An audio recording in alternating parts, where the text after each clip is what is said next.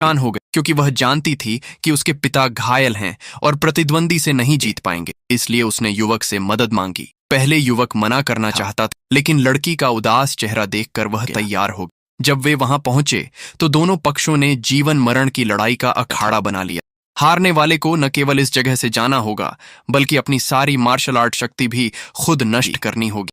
लड़की के पिता ने बिना झिझक चुनौती स्वीकार कर ली, लेकिन प्रतिद्वंदी ने धोखा दिया और बाहर से मदद मंगाई। वह मदद थी तारो नाम का आदमी, जिसे जापान का नंबर 1 फाइटर कहा जाता था। लड़की के दूसरे सीनियर भाई ने आगे बढ़कर जापानी फाइटर पर हमला किया, लेकिन सबके लिए हैरानी की बात यह थी कि वार का उस पर कोई असर नहीं हुआ। वह जापानी फाइटर हल्के से हाथ हिलाता और भाई पीछे की ओर गिर जाता। अब लड़की युवक से मदद चाहती थी, लेकिन युवक ने कहा कि उसमें कोई आंतरिक शक्ति नहीं है। तभी जापानी फाइटर ने लड़की के दूसरे सीनियर भाई को जमीन पर गिराकर उसके सीने पर पैर रख दिया। लड़की ने युवक को मुसीबत से दूर करने के लिए अपनी जेड लटकन उतार कर दी और कहा, मैं ही तुम्हारी मंगेतर हूं, तुम तुरंत यहां से भाग जाओ।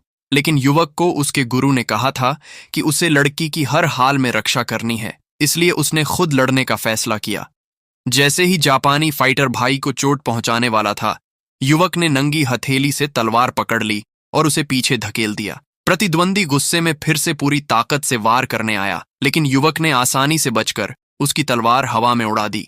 अब तो सभी हैरान रह गए कि बिना आंतरिक शक्ति के कोई इतना ताकतवर कैसे हो सकता है। फिर युवक ने एक ही मुक्का मारा और जापानी फाइटर को दूर फेंक दिया। सब लोग दंग रह गए। लड़की का पिता भी अब युवक को नई इज्जत और सम्मान से देखने लगा।